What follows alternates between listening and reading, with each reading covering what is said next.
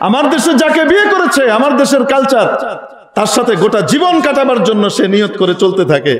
যতই ঝড়ঝাপটা আসুক না কেন, সে কখনো তার স্ত্রীকে মন থেকে ছেড়ে দেয় না, সে কখনো তার স্বামীকে ছেড়ে চলে যেতে চায় না, সে তাকে নিয়ে জীবন কাটাইতে চায়। একটা পর্যায়ে কবরের চিন্তা করে যে কবরে আমরা একসাথে থাকবো।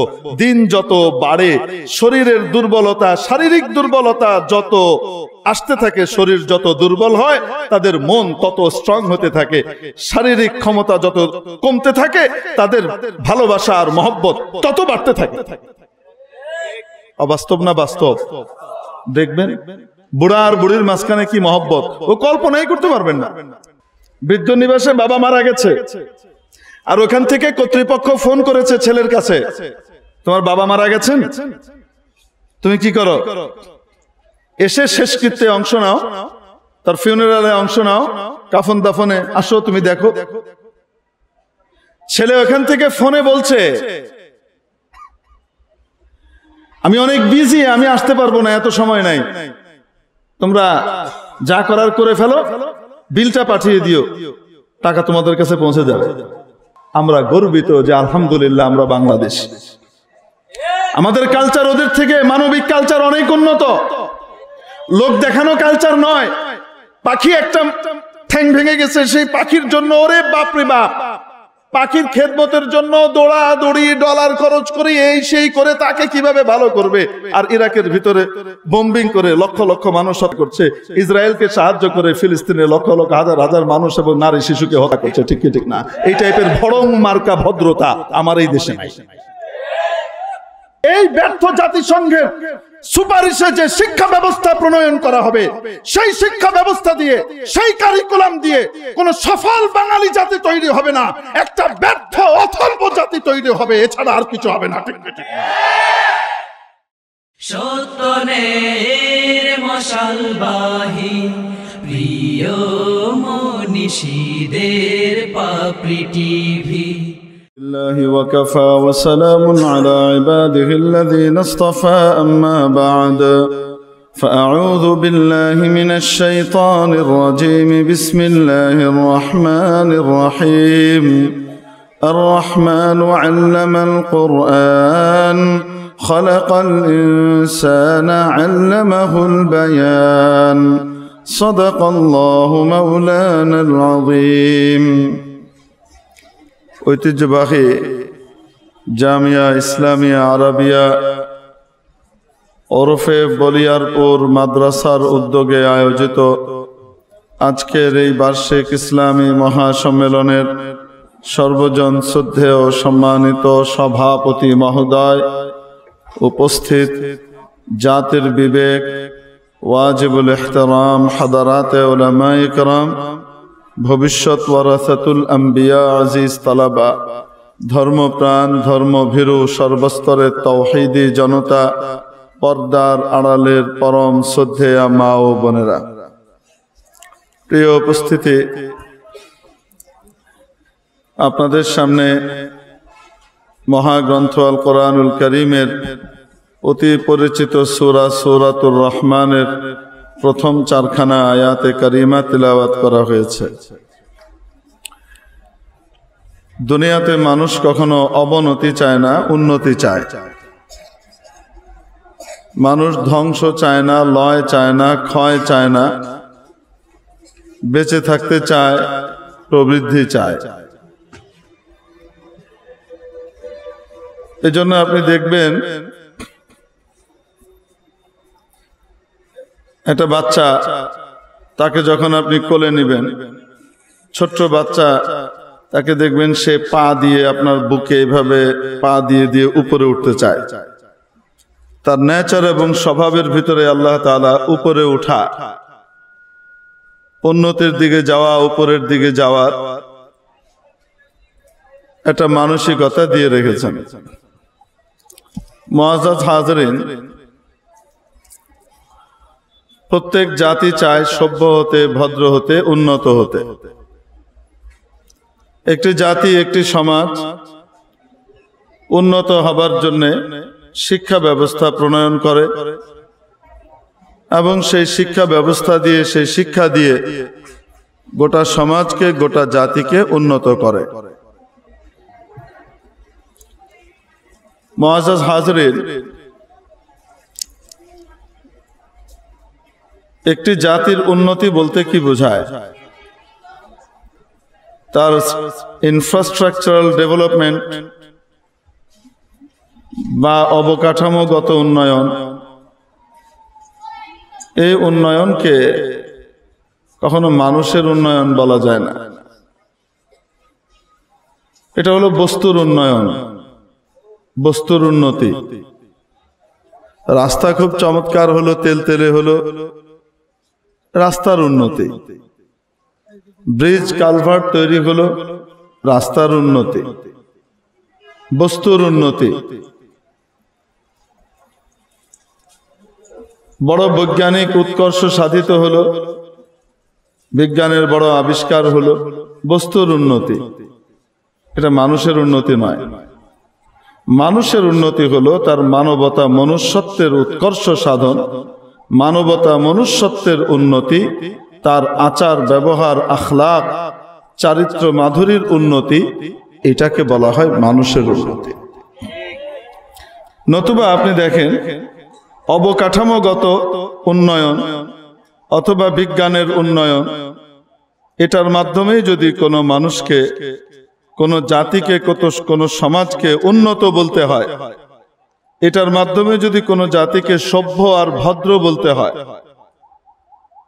এটাই যদি ধরে নিতে হয়, এই বস্তুর উন্নয়ন, উন্নতিকে যদি মানুষের উন্নতি এবং মানুষের সভ্যতা আর ভদ্রতা হিসেবে আখ্যায়িত করা হয়, তাহলে বর্তমানের ইসরায়েল আমাদের চোখের সামনে আছে। একেবারে বর্তমানে জলজ্যান্ত উদাহরণ। ইসরায়েলের কাছে এমন কোন বৈজ্ঞানিক প্রযুক্তি আছে যেটা নাই? গোটা পৃথিবী জানে আমেরিকার কাছে যা আছে ইসরায়েলের কাছে তা আছে। আমেরিকা ইসরায়েলকে ফুল ব্যাক সাপোর্ট দেয়। অবাস্তব না বাস্তব?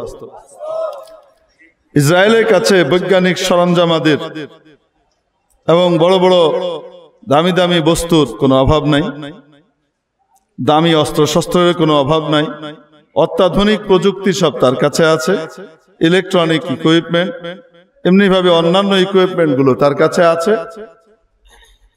আমি আপনাকে জিজ্ঞেস করতে চাই, এই বস্তুগত উন্নতির দ্বারা যদি কোনো জাতিকে সভ্য আর ভদ্র বলা হয়, তাহলে ইসরায়েলকে ভদ্র আর সভ্য বলতে হবে। অথচ গোটা দুনিয়া বলছে এদের মতো পিশাচ এবং বর্বর পশু আর দ্বিতীয়টা নাই। ঠিক কি ঠিক না? বোঝা গেল বস্তুর উন্নয়নকে মানুষের উন্নয়ন বলা হয় না, বস্তুর উন্নতিকে মানুষের উন্নতি বলা হয় না। মানুষের উন্নতি তো তখন হয় যখন তার মধ্যে মানবতা মনুষ্যত্বের উন্নতি হয়, মানবিক গুণাবলীর বিকাশ ঘটে, তখন তাকে উন্নত বলা হয়। যে জাতির মধ্যে মানবতা বোধ যত বেশি, যে জাতির ভিতরে মনুষ্যত্ব যত বেশি, যে জাতির মধ্যে আখলাক, আচার ব্যবহার, আল্লাহ প্রদত্ত সুন্দর আচার ব্যবহারের উন্নতি যত বেশি, সে জাতিকে তত বেশি উন্নত, তত বেশি সভ্য এবং ভদ্র বলতে হবে। আস্তে বলুন, ঠিক কিনা? মেরে মুহতারাম দোস্ত, এজন্য বলছিলাম বস্তুর উন্নতিকে উন্নতি বলা যায় না। মানুষের উন্নতি তো হয় যখন তার আখলাক, আচার ব্যবহার, তার লেনদেন ইত্যাদির মধ্যে সে উন্নতি সাধন করে। মানবিক গুণাবলীর বিকাশ যখন ঘটায়, তখন তাকে উন্নত আর সভ্য বলা যায়। মেরে মুহতারাম দোস্ত, একটা জাতির শিক্ষা ব্যবস্থা নিরূপিত হয়, প্রণয়ন করা হয়, তার কালচার, তার সভ্যতা, তার আচার আচরণ, তার কৃষ্টি, সামগ্রিকভাবে সেই জাতির কৃষ্টি এবং কালচারকে সামনে রেখে। ঠিক কি ঠিক না? আমেরিকারও একটা কালচার আছে, ব্রিটেনেরও কালচার আছে, পাশ্চাত্যের কালচার আছে, আমাদের প্রাচ্যের এই বাংলাদেশেরও কালচার আছে। আমাদেরও একটা বাঙালি সংস্কৃতি এবং সভ্যতা আছে। হাজার বছর ধরে লালন করা একটা সভ্যতা এই বাঙালি জাতি, এই বাংলাদেশি জাতি ধারণ করে যাচ্ছে। যদি আমরা একটা কথা বলতে পারি, নিশ্চিতভাবে আপনাদেরকে বলতে পারি, সেটা হলো আমেরিকা, ব্রিটেন বা ইউরোপিয়ান কান্ট্রিগুলো বস্তুর দিক থেকে অনেক উন্নত, বস্তুগতভাবে অনেক উন্নত, কোনো সন্দেহ নাই। প্রযুক্তির দিক থেকে অনেক উন্নত, কিন্তু কালচার, আচার আচরণ, স্বভাব, পারিবারিক নিয়ম, সামাজিক রীতিনীতি, সামাজিক নিয়ম, রাষ্ট্রীয় নীতিনীতি ইত্যাদির দিক থেকে আলহামদুলিল্লাহ আমাদের বাংলাদেশ অনেক এগিয়ে। আমি যদি ওখানকার এবং আমাদের এখানকার কালচারগুলো একটু একটা একটা করে বলতে থাকি, তাহলে আপনি নিজেই ফয়সালা করবেন কারা উন্নত। মানবতা, মনুষ্যত্বের দিক থেকে ওরা উন্নত না এই বাংলাদেশের জাতি উন্নত, এটা খুব দ্রুত আপনি বুঝবেন। ওদের ওখানে রীতি আছে, কোন বাচ্চার 18 বছর বয়স হলে বাবা মার সাথে আর তার সম্পর্কের কোনো প্রয়োজন নাই। রাষ্ট্রীয় আইন তাকে স্বাধীনতা দিয়েছে, এবার সে তার বাবা মাকে ছেড়ে আলাদা হয়ে যেতে পারে, পৃথক হয়ে যেতে পারে, বাবা মা তাকে কিছুই বলতে পারবে না। কিছু বললে এটা একটা অফেন্স। একটা সন্তানকে পেলে পিঠে বড় করতে বাবা মার জীবনের সবচেয়ে ক্রিম টাইম, যৌবনের সময়টা নিঃশেষিত হয়। শরীরের রক্ত পানি করে সবকিছু দিয়ে একটা সন্তানকে তিলে তিলে তিলে তিলে বাবা মা বড় করে। আসতে বলেন, ঠিক কি ঠিক না? বড় করার পরে যখন বড় হয়, আমাদের এই বাঙালি সমাজ কি, আমাদের এই বাংলাদেশি সমাজের রীতিনীতি হলো একটা বাচ্চা 18 কেন 78 বছর বয়সেও যদি পৌঁছে, সে কখনো তার বাবা মাকে নিজের থেকে আলাদা করতে মানসিকভাবে তৈরি থাকে না। ঠিক কি ঠিক না? আলাদা হওয়া তো দূরের কথা, সে বাবা মার থেকে, বাবা মাকে নিজ থেকে বিচ্ছিন্ন করে দিবে, সে আলাদা হয়ে যাবে। আন্তরিকভাবে, মানসিকভাবে কখনোই কোনো সুস্থ মস্তিষ্কের বাচ্চা, আমাদের বাংলাদেশি ছেলে, সে এটা কামনা করে না। সে তার বাবা মার দায়িত্ব নেয়। 18 কেন, যখন তার 25 হয়, 26 হয়, 30 হয়, এর থেকেই সে দায়িত্ববোধ অনুভব করতে থাকে যে আমাকে পড়ালেখা করে এগুতে হবে। আমার আব্বা আম্মা দুর্বল হচ্ছেন, আমার আব্বা আম্মা কি জীবনভর আমার দায়িত্ব নেবেন? না, আমার দায়িত্ব আমাকেও নিতে হবে এবং আমার বাবা মার খেদমত, এই জিম্মাদারি আমাকে মাথায় নিতে হবে। এটার মধ্যেই আমার দুনিয়া আখিরাতের সফলতা, কল্যাণ, সম্মান, কামিয়াবি, ইজ্জত। এটা আমাদের বাচ্চা এইভাবে বড় হয়। আমাদের সমাজের রীতিনীতি এটা। আর ওখানকার রীতি কি? 18 বছর বয়স হয়েছে, হিস হিস হুস হুস, কোনো কথা নেই। বাচ্চার যদি শুধু একটু 18 বছরের আগ পরে যদি সে শুধু কামাই রোজগার করার যোগ্যতা তার হয়ে যায়, মোটামুটি সে চলতে পারবে, এতটুকু হয়ে যায়, সে বাপ মায়ের সাথে থাকতে চায় না। অনেক জ্বালাতন সহ্য করেছি, তোমরা আমাকে এই করতে দাওনি, ও করতে দাওনি, এখন আমি আলাদা হয়ে যাব। সে আলাদা হয়ে চলে গেল, গেন্দির মায়ের দূরে ঘুরে বেড়াইতেছে। মেরে মোহতারাম দোস্ত আজিজ ও বুজুর্গ, সেক্ষেত্রে বাবা মার কোনো সেই নাই, কিচ্ছু বলতে পারবে না তারা। কেন তুই চলে যাচ্ছিস? তোর প্রতি আমরা যে দায়িত্ব পালন করেছি, আমাদের প্রতি কি তোর কোনো দায়িত্ববোধ নাই? হ্যাঁ আছে, ফাদার্স ডে আছে না, মাদার্স ডে আছে না, তোমাকে ফুল পাঠিয়ে দেবো। বছরে একবার কি পাঠিয়ে দিবে? ফুল পাঠিয়ে দিবে। মানে বাবা মার সাথে এই ধরনের এক তামাশা এবং উপহাস, এই নির্মম রসিকতা, এগুলো ওদের সমাজে আছে। আল্লাহর রহমত আমাদের সমাজে নাই।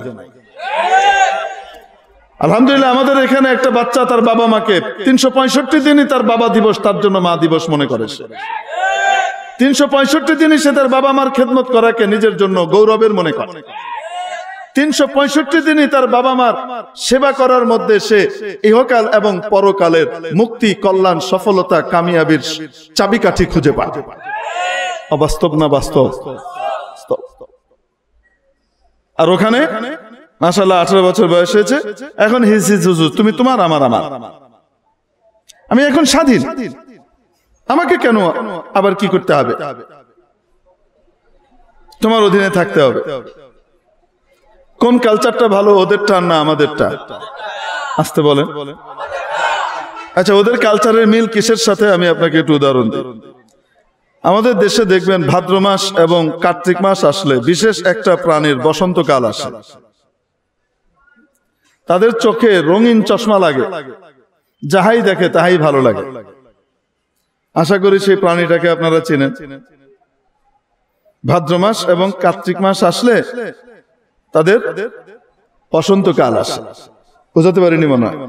প্রাণীটাকে চিনেন তো? কুকুর। ও আচ্ছা, ঠিক আছে, কুকুর। এই কুকুর বা কুত্তা জন্ম দেয়, কুত্তি মোটামুটি জন্ম দেয় 6-7টা বাচ্চা সে একসাথে জন্ম দিল। বাচ্চাগুলা কিন্তু মায়ের সাথেই ঘুরঘুর করে। যখন তারা 18 বছর বয়স হয়ে যায় না, মানে ওর তো আর 18 বছর না, ওদের মতো আর কি, যখন একটু বড় হয়ে যায়, একটু স্বাবলম্বী হয়ে যায়, একটু আপনার কি বলে ট্যাং তুলে মুতার বয়স হয়ে যায় আর কি, মানে উনি সাবালক হয়েছেন। সাবালক হওয়ার লক্ষণ হলো কুকুর তখন কি করে লুটে, ট্যাং তুলে মুতে। মানে এবার ফুল কুত্তা হয়েছে, আগে হাফ কুত্তা ছিল, আদা বয়ে মুত, এখন ফুল কুত্তা হয়েছে, কারণ ট্যাং উঁচিয়ে মুতে। বুঝাতে পারিনি মনে হয়? তো যখন এই ট্যাং তুলে মুতার বয়স হয়ে যায়, এখন আর মার কাছে নাই,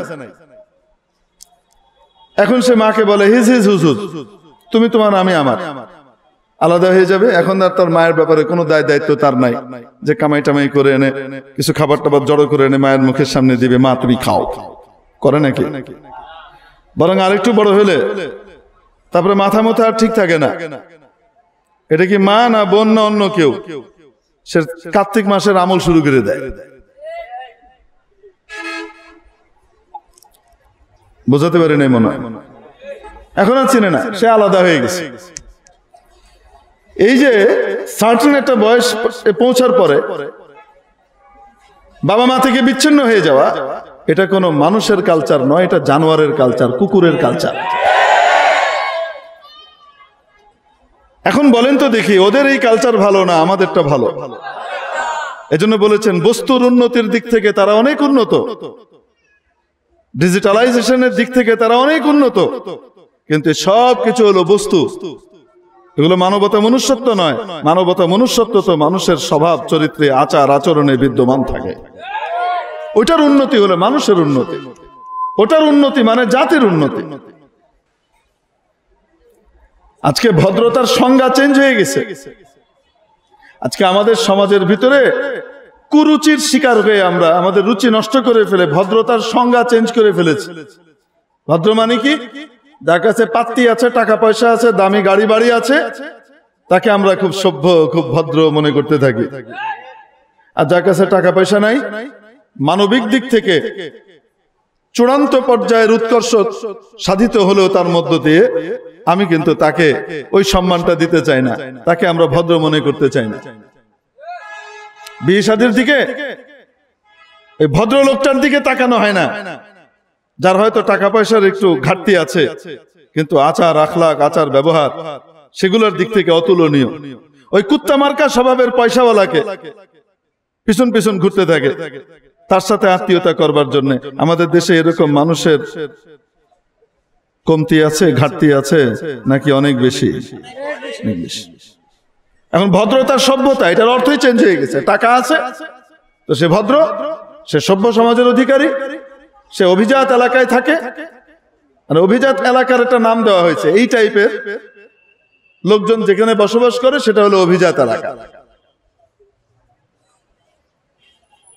তারা বিশেষ কুলীন জাত, এই জাতের কাছে যাওয়া যাবে না। এই জাতের এলাকায় কোনো ভিক্ষুক প্রবেশ করতে পারবে না। বুঝতে পারেন? বাবারে বাবা, নিষিদ্ধ। এখানে কোনো বেগার থাকবে না। আমরা ভিক্ষুক মুক্ত এলাকা গড়েছি। খেটে খাওয়া মানুষের দাম সেখানে থাকে না। ইল্লা মাশাআল্লাহ কিছু আল্লাহর বান্দাকে তো আল্লাহ রাখবেনই, তাদেরকে আল্লাহ টাকাও দিবেন, আচার ব্যবহার আখলাকও দিবেন, মানবতা মনুষ্যত্বও দিবেন। অসাধারণ মানবতা মনুষ্যত্বের অধিকারী, মানবিক গুণাবলীর অধিকারী, আবার অনেক টাকাওয়ালা, এরকম মানুষও দুনিয়াতে আছে না নাই? আছে। কিন্তু তাকে সভ্য আর ভদ্র কি টাকার কারণে বলবো আমরা, নাকি তার আচার ব্যবহার আর আখলাকের কারণে বলবো? ওটা আসল জিনিস। এখন একটা লোক 18 বছর বয়স হয়ে গেছে, হওয়ার পরে দেখেন শরীরে এখন রস এসেছে, এখন বিপরীত লিঙ্গের দিকে তার আকর্ষণ। এটার জন্য দুইটা সিস্টেম, একটা হলো মানুষের সিস্টেম, আশরাফুল মাখলুকাতের সিস্টেম, আর একটা জন্তু জানোয়ারের সিস্টেম। জন্তু জানোয়ারের সিস্টেম কি কোনো বিয়ে শাদীর দরকার নাই? কোনদিন শুনেছেন নাকি কুকুররা কয়েকজন মিলে বসে তারা এরকম তাদের একজন খুতবা পড়লো, তারপরে একজন প্রস্তাব দিল, আরেকজন কবুল করলো, হ্যাঁ এটা মহর ঠিকঠাক হলো। এরকম কোনোদিন কুকুরদের বিয়ে শাদী দেখেছেন নাকি? গরু ছাগলের কোনো বিয়ে শাদী দেখেছেন? না। বাস তার খায়েশ উঠেছে, তার বিপরীত লিঙ্গের যার সাথে তার পারল, বাস সে তার কাম সারল, তার মনের আশা পুরা করলো। এটা হলো পশুর রীতি, আর আরেকটা হলো মানুষের রীতি। এখন মাশাআল্লাহ ইউরোপ আমেরিকাতে বিয়ে শাদী লাগে না, পরস্পরে এই কুকুরের মতো যে কাজ, বিয়ে শাদী ছাড়া যে কাজ মনুষ্য সমাজে হয়, এটাকে ব্যভিচার বলে। বলেন না কেন? যে কোনো ধর্মই হোক না কেন, সেটা খ্রিস্ট ধর্ম হোক, ইহুদি ধর্ম হোক, হিন্দু ধর্ম হোক, বৌদ্ধ ধর্ম হোক, ইসলাম ধর্ম হোক, প্রত্যেক ধর্মেই বিপরীত লিঙ্গের সাথে রিলেশনের একটা নীতি দেওয়া আছে, ঠিক কি ঠিক না? সেটা বিয়ে শাদী। বিয়ে শাদীর মাধ্যমে তাদের সম্পর্ক হবে। জানোয়ারের মধ্যে বিয়ে শাদী নাই। ইউরোপ আমেরিকাতে মাশাআল্লাহ বিয়ে শাদী না করলেও তারা পারে। কাউকে পছন্দ হয়েছে, চলো তুমি আর আমি থাকি, একসাথে তারা ফ্ল্যাট ভাড়া করে থাকছে, কোনো বিয়ে শাদী নাই, কিছুই নাই, আইন আদালতও কিছু বলবে না, সমাজও তাদেরকে কিছু বলবে না, কারণ তারা ইউজড টু, এ ব্যাপারে তারা মোটামুটি অভ্যস্ত। আর এই ব্যভিচারের নাম দিয়েছে, জঘন্য পশুত্বের নাম দিয়েছে লিভ টুগেদার, মানে গাল ভরা এক বুলি। বিয়ে শাদী ছাড়া যে কাজটা হয়, এই কাজটা কি নৈতিক না অনৈতিক? এটা কি মানুষের না জানোয়ারের? এই জানোয়ারের সিস্টেমটার নাম দেওয়া হয়েছে লিভ টুগেদার। ইংরেজি শব্দ শুনে আমরা মনে করি আহা কি জানি। বলেন তো, আমাদের বাংলাদেশে এখনো পর্যন্ত যতই আমরা নিচে নামি না কেন, আলহামদুলিল্লাহ এখনো পর্যন্ত এটা ব্যাপকতা পায় নাই, ঠিক কি ঠিক না? এখনো আইনগতভাবে এই ধরনের পশুত্ব, এই ধরনের জানোয়ারের কালচার, এটা আমাদের দেশে বৈধ নয়। কুত্তার কালচার আমার দেশে বৈধ নয়। আমার দেশে এখনো পর্যন্ত সমাজের ভিতরে এই রীতিনীতি এখনো বহাল আছে, ঠিক কি ঠিক না? তাহলে বলেন, এই কালচারের দিক থেকে কারা উন্নত, ওরা না আমরা? আলহামদুলিল্লাহ। নাম্বার 3, হুজুর ওরাও তো বিয়ে শাদী করে। হ্যাঁ করে। বিয়ে শাদী করার পরে কি দশা হয় সেটা একটু দেখার বিষয়। বলবো নাকি আপনাদেরকে? আপনারা ভাদ্র মাসের কার্তিক মাসে কুকুর এবং কুকুরি এই দুইজনকে আপনারা দেখেছেন, তারা কি করে? কুত্তা কিছুদিন এই কুত্তির পিছন পিছন ঘুরে, তারপরে এই কুত্তি আর ভাল লাগে না, এখন নিউ কুত্তি আরেক কুত্তির সাথে ঘোরাঘুরি শুরু করে। কিছুদিন পরে ওই কুত্তি বাদ আরেক কুত্তি তার সাথে ঘোরাঘুরি শুরু করলো। বুঝতে পারি নাই মনে হয়? মানে কুত্তি বদল হচ্ছে, বউ বদল হচ্ছে। আবার কুত্তিকে দেখবেন কিছুদিন এই কুত্তার পিছনে, কুত্তার এখানে ওখানে শুকে বেড়াচ্ছে, তাকে আকৃষ্ট করছে। তারপরে আবার দেখবেন এই কুত্তা বাদ, এখন নিউ কুত্তা, মানে আরেক স্বামী। তারপরে আরেক কুত্তা, ওইটা বাদ, এখন আরেকটা। কিছুদিন পর পর দেখবেন কুকুর তার কুকুরি বদল করছে, আর কুকুরিকে দেখবেন তার কুত্তা বদল করছে। বলেন না কেন? ঠিক কি ঠিক না? কিছুদিন পর পর বউ আর জামাই বদল করার যে কালচার, এটা কি মানুষের? এটা জানোয়ারের, এটা কুত্তা শুয়োর। আসতে বলেন, ঠিক কি ঠিক না? মেরে মুহতারাম দোস্ত,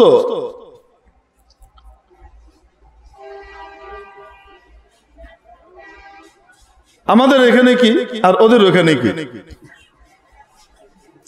ওদের ওখানে আমরা যেমন মনে করেন এই দেশে কিছুদিন পর পর জামা কাপড় বদল করি না, 2-4 বছর পর পর নতুন জামা নেই, পুরন জামা বাদ। শৌখিন মানুষরা 2-4 বছর পর পর নতুন গাড়ি মডেল বদল করছে, আগেরটা বাদ। বেশি শৌখিন যারা তারা 1 বছরেই কয়েকটা বদল করে ফেলে। করে কি করে না? এগুলো তো বৈধ জায়গার ভিতর। ইউরোপ আমেরিকাতে এরকম 4-5 বছর পর পর জামাই আর বউ বদল করে বেড়ায়। যে কয়দিন রস, ওই কয়দিন তার প্রতি যশ। রস আছে, যৌবনের রস আছে, ততদিন পর্যন্ত তার মূল্য আর টান আছে। সে ব্যাস এটাকে ডিভোর্স দিয়ে দিল, আরেকটাকে নিল, এটা ডিভোর্স দিয়ে দিল, আরেকটা নিল। গন্ডগোল হচ্ছে আমাদের ডিভোর্স, এখন আমরা নাই আরেকটা। বাস কিছুদিন পর পর এই বদল চলছে। এগুলো ওখানকার কালচার। আমার ইকবাল রোড মসজিদের সম্মানিত একজন মেম্বার ছিলেন কার্যনির্বাহী কমিটির, আখতার ফারুক ভাই, জাতিসংঘের উচ্চপদস্থ কর্মকর্তা ছিলেন। তো একদিন আমাকে বলছেন যে হুজুর, আমার সিনিয়র বস এসেছে বাংলাদেশে এখানকার জিনিসগুলো দেখার জন্য। উনি এখানকার কান্ট্রি ডিরেক্টর ছিলেন সম্ভবত। তো আমি রিসিভ করতে গিয়েছি, তো গাড়িতে করে তাকে হোটেলে পৌঁছে দেওয়ার মাঝখানে আমার তার সাথে কথা হচ্ছে। সে আমাকে জিজ্ঞেস করলো আমার বিবাহের বয়স কত বছর। আমার হুবহু এখন ঠিক মনে নাই, কিন্তু সেটা 20-এর উপরে ছিল, প্রায় 20-25 মতো ছিল উনি যেটা বলেছিলেন।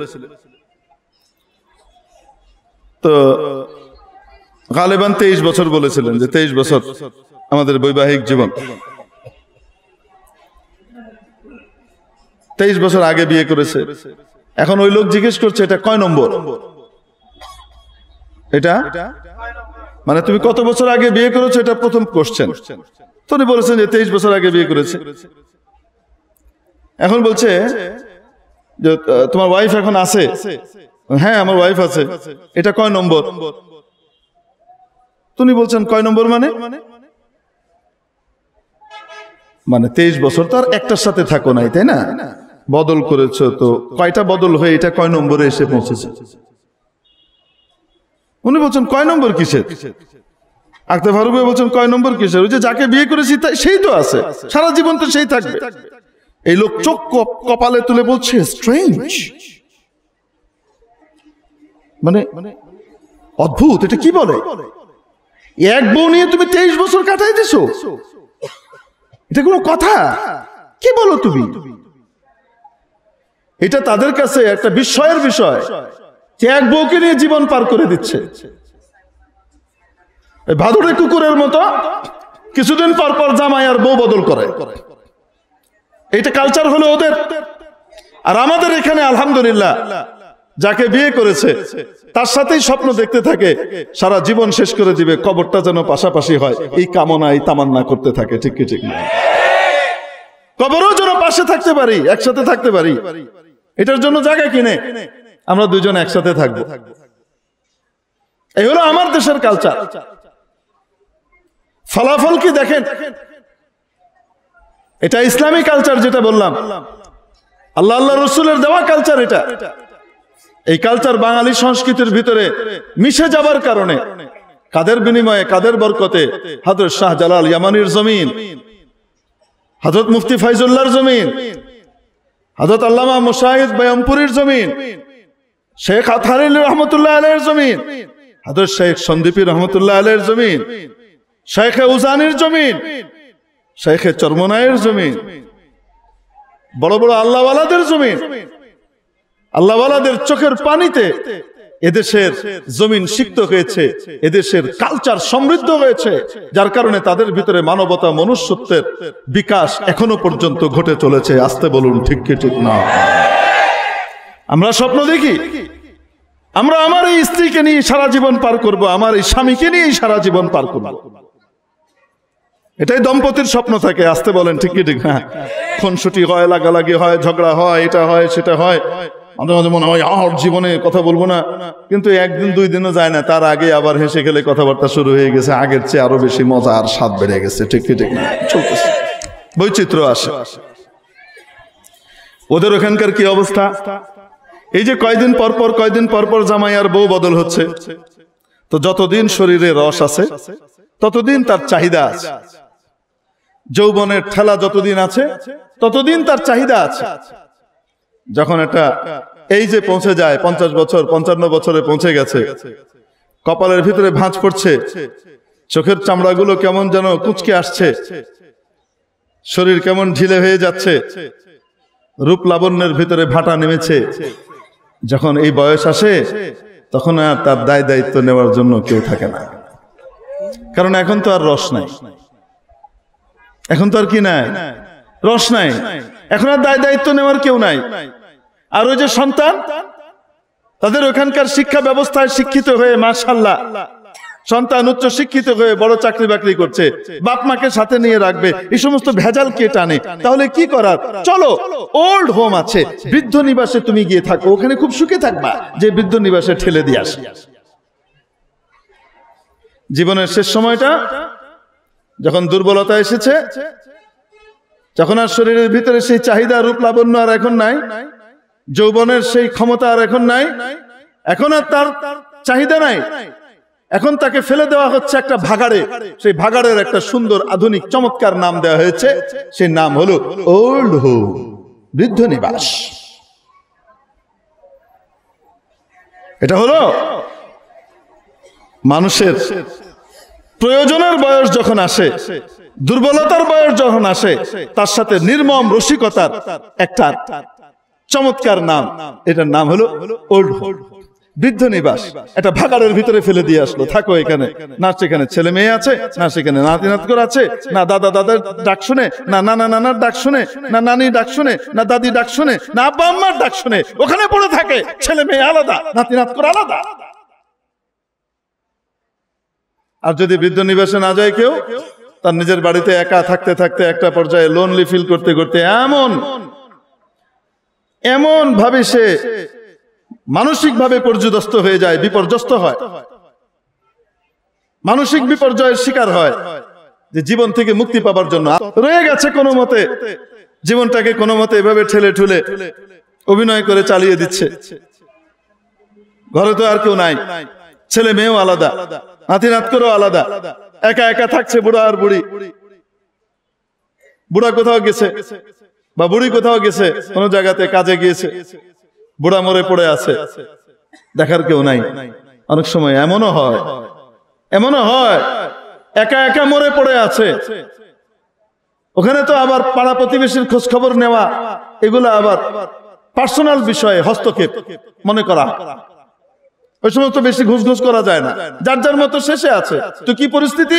ওখানে মরে পড়ে আছে, শরীর পচে দুর্গন্ধ যখন বেরিয়েছে, প্রতিবেশীরা দুর্গন্ধ পেয়ে খবর দেয়, ফায়ার সার্ভিস থেকে লোকজন আসে, তারা এসে পুলিশ টুলিশ এসে তাকে উদ্ধার করে মরদেহ সৎকার করে। এ হলো জিন্দেগি। ইউরোপ আমেরিকার তো শুধু উপরের চটকদার জিনিসগুলো আমাদের কাছে বলা হয়, তাদের জীবন প্রবাহের কি দশা এবং খারাপ দিকগুলো কি কি, জীবনের সুখ কিভাবে চলে যায়, সেগুলো নিয়ে কখনো আলোচনা করা হয় না। কেউ এসে আলোচনা করেও না, চুপ করে বসে থাকে বর্ণচরার মতো, শুধু ভালোগুলা বলে, অন্যগুলা বলে না।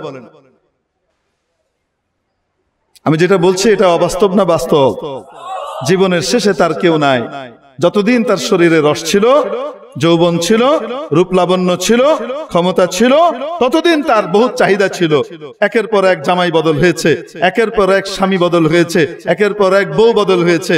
এখন তার দেখার কেউ নাই, হয় ওল্ড হোম, নয়তো একাকী থাকতে থাকতে আত্মহত্যা, অথবা সে ওখানে পড়ে পড়ে নিজেই মরে কোনো মতে পড়ে আছে। 3-4 দিন পরে গন্ধ ছড়ার পরে আশপাশ থেকে লোকজন এসে তাকে উদ্ধার করে দাফন করছে। এটা হলো স্বাভাবিক ওখানকার বিষয়, এটা অস্বাভাবিক কিছু না। আর আমার দেশে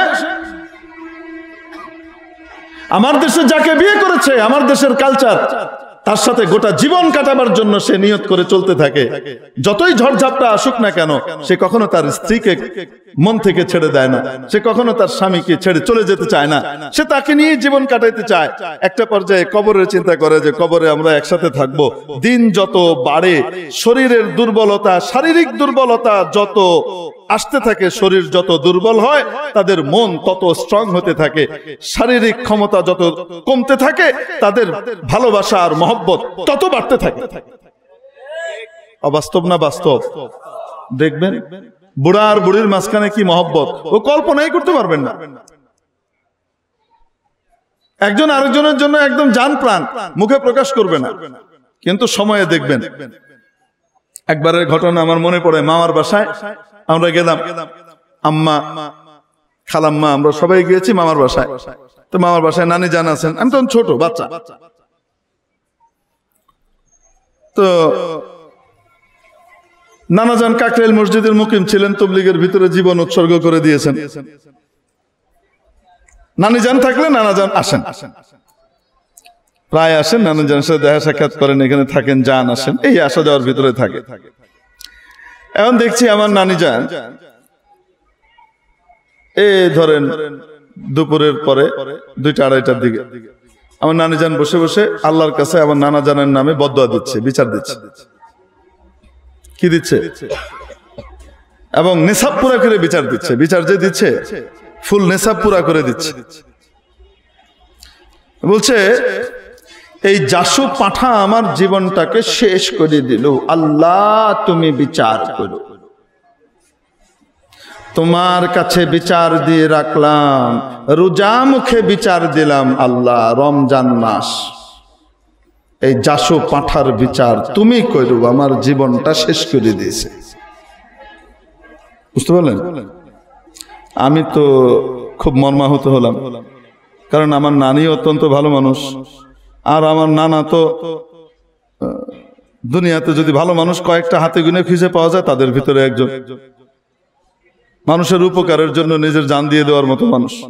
সে হিন্দু না মুসলমান না কি, বাস দুস্থ মানুষের খেদমতে উনি সবসময় নিজেকে উজাড় করে দেন, এমন একজন মানুষ। অত্যন্ত নেককার, পরেজগার, কখনো তাহাজ্জুদ ছুটে না, এমন আল্লাহওয়ালা মানুষ। আর আমার নানার জন্য নানি কি করতেছে? বিচার দিচ্ছে আর বলছে এই জাসু পাঠা আমার জীবন শেষ করে দিল, আল্লাহ তুমি বিচার করো, তোমার কাছে বিচার দিয়ে রাখলাম। মনটা খুব খারাপ হলো, নানি এরকম আল্লাহর কাছে বদদুয়া করছে নানার জন্য, এরকম একটা ভালো মানুষ আছে। এর কিছুক্ষণ পরে আসরের পর, আসরের নামাজের পরে ইফতার টিফতার তৈরি হচ্ছে, ভালো ভালো ইফতার তৈরি হচ্ছে। এখন দেখি নানিজান বসে বলছেন, এত ইফতার কেন বানাচ্ছিস? তোর বাপ তো খেতে পারবে না। আমি তো খাবো না, কেন এত ভালো ভালো ইফতার বানাচ্ছিস? এটা তো গেল একটু পরে দেখি, মানে তখন মাগরিব কাছে এসে খুব বেশি সময় বাকি নাই, আধা ঘন্টার মতো বাকি। ওনার চোখ দিয়ে টপ টপ করে পানি পড়ছে, আর উনি আমার আম্মাকে লক্ষ্য করে বলছেন, আরে তোর বাপ আইলো না, আরে তোর বাপ, আঞ্চলিক ভাষায় বলছেন আর কি, মেহেরপুরের ভাষায়, তোর বাপ এলো না। এরকম করে কি করছেন? চোখ দিয়ে টপ টপ করে পানি পড়ছে অজর ধারায়, আর চোখ মুছছেন, মুছে শেষ করতে পারছেন না, আবার ভিজে যাচ্ছে, আবার মুছছেন। আমি তো ছোট মানুষ, এত সম্পর্কের এত রঙ্গ রূপ তো আর আমি বুঝে টুঝি না, এত কিছু তো আমার বুঝটুজ নাই। আমার কাছে খুব কন্ট্রাডিক্টেড বিষয় মনে হলো। একটু আগে দিল গায়েল, এখন কাঁদতেছে। একটু আগে দিল আল্লাহর কাছে বিচার, এখন আবার তার জন্য হা হুতাশ করতেছে। তো আমি ফট করে বলে বসেছি, একটু আগে জাসু পাঠা বলি গাইল দিলেন, আল্লাহর কাছে বদদুয়া করলেন, এখন আবার কাঁদছেন কেন? ওরে রাগলেন আমার নানি আমার উপরে। জীবনে কোনোদিন মনে হয় এরকম বিস্ফোরিত হন নাই, অ্যাটম বোমের মতো বিস্ফোরিত হলেন। তুমি চুপ রাও, পেটে ভাম হয়ে গেছে একেবারে। আর আম্মা পিছন থেকে চোখ মটকাচ্ছে আর হাসছে খুব, কিন্তু হাসিতে আওয়াজ নাই নানির পিছন থেকে। আর হেসে বলছেন, অনেক দুষ্ট হয়েছে, এটাকে আপনি একটু সাজা দেন আম্মা, অনেক দুষ্ট হয়ে গেছে, বেশি দুষ্ট হয়ে গেছে। আর আম্মা খুব হাসছে। আমার তো তখন এই বয়স হয় নাই, স্বামী স্ত্রীর মাঝখানে মহব্বত, মিল মহব্বতের যে কত ধাপ হতে পারে, রাগ, গোসা, বদদোয়া, এটাও যে মহব্বতের একটা অংশ, এটা তো তখন বোঝার ক্ষমতা আমার হয় না। এই জন্য আমি মনে করেছি বাচ্চারা যেমন করে তেমন। তো আমাদের এই দেশে ওদের ওখানকার কালচারকে 4-5 বছর পর পর জামাই আর বউ বদল করতেছে, আর শেষ বয়সে বৃদ্ধ নিবাস, একাকিত্বের ভিতরে জীবন কেটে যাচ্ছে। না ছেলে মেয়ে আছে, না নাতি নাত করে আছে, না কাউকে কাছে পাচ্ছে, আদর করতে পারছে, এর কোনো সুযোগ নাই। কালে ভদ্রে যদি কেউ গিয়ে দেখা করে আসলো তো আসলো, নালে নাই। আর আমাদের এখানে এক স্বামী এক স্ত্রীকে নিয়ে গোটা জীবন পার করে দিচ্ছে, সারা জীবনের সমস্ত সুখ ওর ভিতরেই খুঁজে পাচ্ছে। যখন নাকি দুর্বলতা আসছে, শারীরিক দুর্বলতা, তাদের মহব্বত আর ভালোবাসা তত বেশি টনটনে হচ্ছে। আসতে বলেন ঠিক কি ঠিক না? কোনটা ভালো, ইউরোপ আমেরিকারটা না আমাদেরটা? ইউরোপ আমেরিকারটা না বাংলাদেশেরটা? আচ্ছা আরো শুনেন, ওই সন্তান টন্তান তো হিজ হিজ হুজুজ ভাবে সব আলাদা হয়ে গেছে, যার যার মতো। বাবা মা বৃদ্ধ নিবাসে পড়ে আছে। ডক্টর হুমায়ুন আহমেদ সাহেব লিখেছেন, বলবো নাকি আপনাকে? বাংলাদেশের প্রখ্যাত কথা সাহিত্যিক, কথা শিল্পী মরহুম ডক্টর হুমায়ুন আহমেদ সাহেব লিখেছেন, বাবা মা, কোন একজনের কথা লিখেছেন, আমার ঠিক এই মুহূর্তে মনে নাই, সম্ভবত বাবার কথা বলেছে, যে বাবা মারা গেছে, ওল্ড হোমে, বৃদ্ধ নিবাসে বাবা মারা গেছে, আর ওখান থেকে কর্তৃপক্ষ ফোন করেছে ছেলের কাছে, তোমার বাবা মারা গেছেন, তুমি কি করো? এসে শেষকৃত্যে অংশ নাও, তার ফিউনারালে অংশ নাও, কাফন দাফনে আসো, তুমি দেখো। ছেলে ওখান থেকে ফোনে বলছে, আমি অনেক বিজি, আমি আসতে পারবো না, এত সময় নাই, তোমরা যা করার করে ফেলো, বিলটা পাঠিয়ে দিও, টাকা তোমাদের কাছে পৌঁছে যাবে। এবং উনি লিখছেন, আমেরিকাতে এটা কোনো অস্বাভাবিক বিষয় না, এরকম করলে এটা স্বাভাবিক, সবাই ব্যস্ত, বাবা মার কাছে আসার এত সময় কোথায়? এটা কেউ খারাপ দৃষ্টিতেও দেখছে না। আর আমাদের সমাজ, আমার এই বাংলাদেশ, ছেলে হয়তো ঠিক মতো নামাজও পড়ে না, হয়তো তার মুখে দাড়িও নাই, হয়তো ঠিক মতো রোজাও রাখে না, ওরকম পয়সাওয়ালাও না, প্রবাস জীবনে জীবন কাটাচ্ছে, ওখানে হয়তো থালা বাসন ধুচ্ছে কোনো রেস্টুরেন্টে, অথবা রাস্তা পরিষ্কার করছে, সাধারণ কোনো কাজ করছে, খুব অল্প আয় রোজগার সে ওখানে করে। তার কানে যখন খবর পৌঁছে যে তার বাবা বা তার মা গুরুতর অসুস্থ অবস্থায় হসপিটালে আছে, এক মুহূর্ত বিলম্ব করে না, সে 3-4 গুণ বেশি দাম দিয়ে টিকিট কিনে, ধার কর্জ করে টিকিট কিনে ছুটে আসে তার দেশে, তার বাবাকে তার মাকে জীবিত একটা নজর দেখবার জন্য ছুটে আসে। সে ওখানে থাকতে পারে না, ঠিক ঠিক না?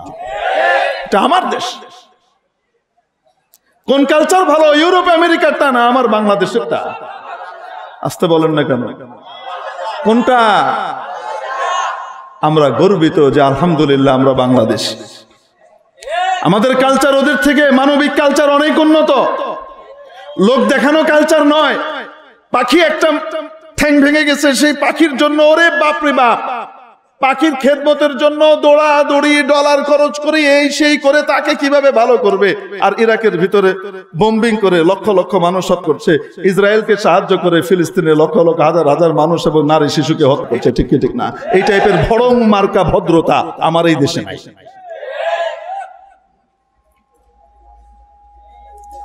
মেরে মোহতারাম দোস্ত,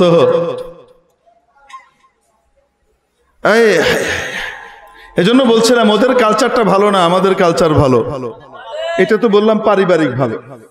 আসেন এবার সামাজিক ভাবে একটু বিশ্লেষণ করি, সামাজিক ভাবে আমাদের কালচার আর ওদের কালচার একটু বিশ্লেষণ করি।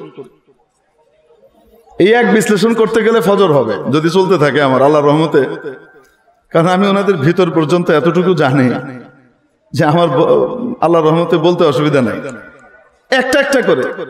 এবং আমি আসলে দুনিয়া ঘুরে আমার দিলের ভিতরে এই কথা এসেছে যে আমি যে বাংলাদেশে আছি, আমি যে বাঙালি হিসেবে জন্মগ্রহণ করেছি, আমি একজন বাঙালি মুসলিম, আমি বাংলাদেশের বাসিন্দা, এখানে ইসলাম এবং আল্লাহ তাআলার দেওয়া নূরের কারণে, কোরআনের কারণে, এখানকার আলেম ওলামার কারণে, সত্যিকারের সুন্দর সামাজিক ব্যবস্থার কারণে আমাদের ভিতরে যে সুখ শান্তির দিশা আছে, এগুলো ওরা কল্পনাই করতে পারে না, বুঝতেই পারে না, জানেই না যে কি কি হারালো আর কি পেল।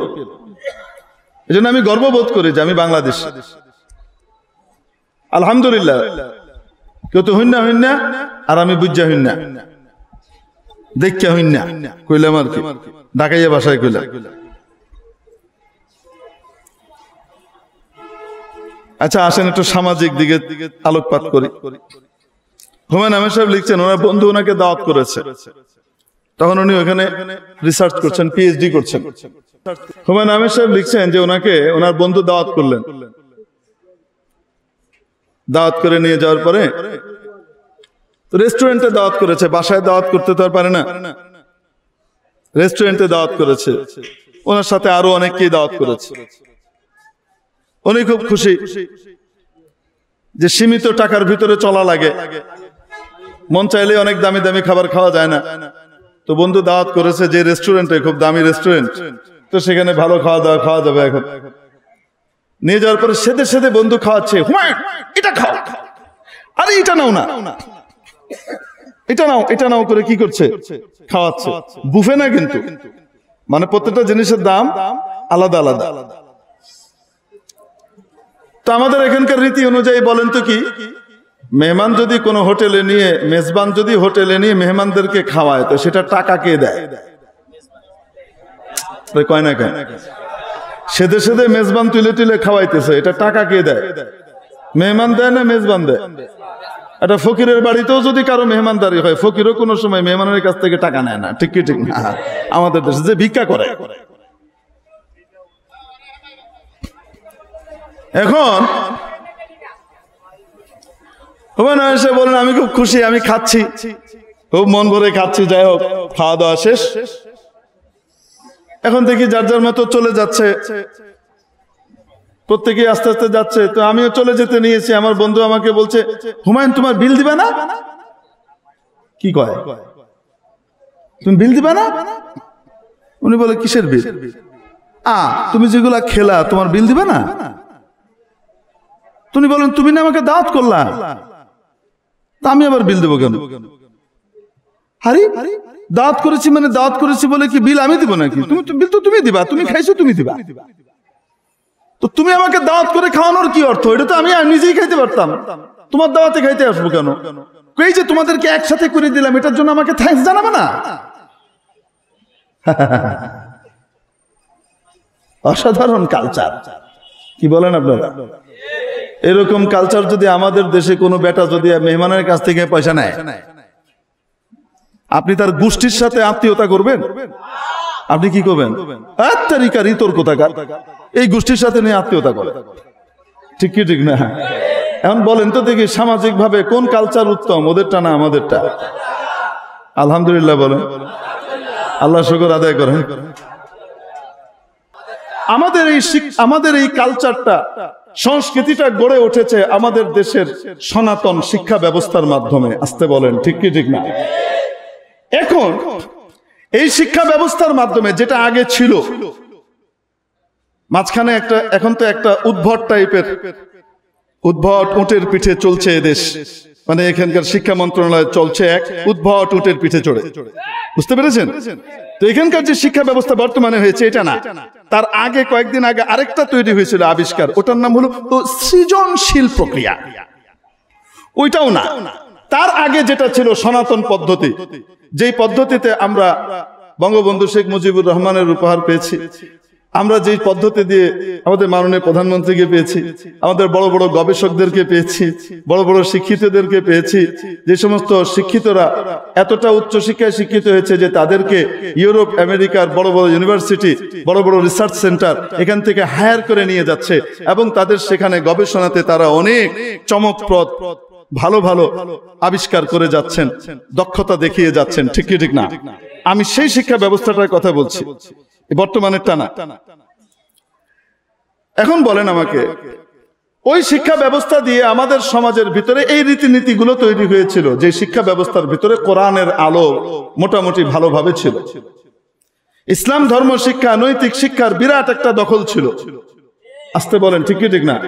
যে শিক্ষা ব্যবস্থার ভিতরে প্রাতিষ্ঠানিকভাবে বেলেল্লাপনা, বেহায়াপনার কোনো অংশীদারিত্ব ছিল না। যে শিক্ষা ব্যবস্থার ভিতরে, আমাদের বাংলাদেশে এই শিক্ষা ব্যবস্থার ভিতরে ক্লাসের ভিতরে নাচ গান হবে, টিচার আর ছাত্রী এরা আপোষে মিলে নাচানাচি করবে এবং এটাকে শিল্প সংস্কৃতি হিসেবে প্রকাশ করা হবে, এই ধরনের কোন অস্তিত্ব ওই শিক্ষা ব্যবস্থার ভিতরে ছিল না। আসতে বলেন ঠিক কি ঠিক না? ওটা দিয়ে এই সমাজ তৈরি হয়েছে, যেটা আমি আপনাদেরকে বললাম আমাদের বাংলাদেশি সমাজ। এখন আমাদের শিক্ষা বিভাগীয় দায়িত্বশীল এবং ঊর্ধ্বতন কর্মকর্তা টেলিভিশনে সেদিন এসে বলেছেন, কি বলেছেন? নতুন যে শিক্ষা ব্যবস্থা আমরা রচনা করছি, এটা নতুন তেমন কিছু নয়, এটি অতি উন্নত একটি শিক্ষা ব্যবস্থা। কেন? জাতিসংঘ কে ওরে আল্লাহ, জাতিসংঘ 52টা দেশের জন্য, কয়টা দেশের জন্য? 52টা দেশের জন্য উন্নত, ওই পাশ্চাত্যের ধারায় উন্নত একটা শিক্ষা ব্যবস্থার সুপারিশ করেছে। আর সেই সুপারিশের আলোকে আমাদের এই মহান শিক্ষা ব্যবস্থা প্রস্তুত হয়েছে। বুঝতে পেরেছেন? এটা হলো উনি বললেন। এখন আমি আপনাদেরকে জিজ্ঞেস করি, জাতিসংঘ কার কথায় চলে? নিজের কথায় না ইউরোপ আমেরিকার কথায়? বিশ্ব সন্ত্রাসীদের কথায়, ঠিক কি ঠিক না? জাতিসংঘ কার স্বার্থ দেখে? মুসলমানদের স্বার্থ দেখে না, বিজাতীয়দের স্বার্থ দেখে। এই জাতিসংঘ এটা কোনো সফল জাতিসংঘ নয়, এটা একটা ব্যর্থ জাতিসংঘ। তার কারণ হলো আমাদের এই দেশের 6 বছর হয়ে গেছে, 6 বছরের বেশি হয়ে গেছে এই জাতিসংঘ, এই অথর্ব ব্যর্থ জাতিসংঘ আমার দেশের রোহিঙ্গা সমস্যার সমাধান এখনো করতে পারে নাই। 75 বছর হয়ে গেছে এই অথর্ব ব্যর্থ জাতিসংঘ ফিলিস্তিনের সমস্যার সমাধান আজও করতে পারে নাই, ঠিক কি ঠিক না? এই ব্যর্থ জাতিসংঘের সুপারিশে যে শিক্ষা ব্যবস্থা প্রণয়ন করা হবে, সেই শিক্ষা ব্যবস্থা দিয়ে, সেই কারিকুলাম দিয়ে কোন সফল বাঙালি জাতি তৈরি হবে না, একটা ব্যর্থ অথর্ব জাতি তৈরি হবে, এছাড়া আর কিছু হবে না, ঠিক ঠিক। আমরা পরিষ্কার করে বলতে চাই, আমাদের শিক্ষা ব্যবস্থার কারণে, সেটা যেমনই হোক না কেন, হয়তো বস্তুগত উন্নয়নের অনেক উন্নতি আমাদের শিক্ষা ব্যবস্থায় নাই, কিন্তু আমাদের শিক্ষা ব্যবস্থার ভিতরে মানবতা, মনুষ্যত্বের বিকাশের শিক্ষা পাতায় পাতায়, ছত্রে ছত্রে ছিল। আসতে বলেন ঠিক কি ঠিক না?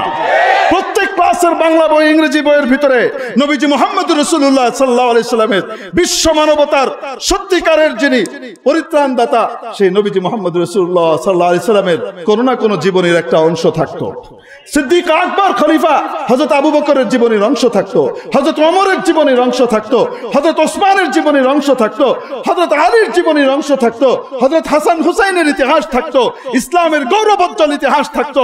এবং সেই ইতিহাস মিশ্রিত সত্যিকারের সিলেবাস দিয়ে, যদিও সেটা খাবারে লবণের মতোই ছিল, তারপরেও অতটুকু দিয়ে যে অবস্থা হতো, আমাদের এই জাতি মানবতা, মনুষ্যত্বের দিক থেকে ওদের চেয়ে অনেক এগিয়ে ছিল। আসতে বলেন ঠিক কি ঠিক না? মেরে মুহতারাম দোস্ত, আজিজ ও বুজুর্গ, যে শিক্ষা ব্যবস্থা আমাদেরকে এরকম উন্নত করেছে, আর ওদের শিক্ষা ব্যবস্থা ওদেরকে যেমন করেছে, আমরা জিজ্ঞেস করতে চাই কোনটা উন্নত? ওদেরটা না আমাদেরটা? তো তাহলে শিক্ষা ব্যবস্থা ওদের কাছ থেকে এই বাজে ডাস্টবিনে ভাগাড়া দেওয়ার মানবতা, মনুষ্যত্বের বাজে এই শিক্ষা ব্যবস্থা আমরা আমদানি করতে পারি না। আমরা আমাদের ভালো শিক্ষা ব্যবস্থা পারলে ওখানে রপ্তানি করব। আসতে বলেন ঠিক কি ঠিক না? আল্লাহ রাব্বুল আলামিন আমাদেরকে এই সত্যটা বুঝবার তৌফিক দান করেন। ওয়া আখিরু দাওয়ানা আলহামদুলিল্লাহি রাব্বিল আলামিন। পাপড়ি টিভি, হক্কানি ওলামায়ে কেরামের মুখপাত্র।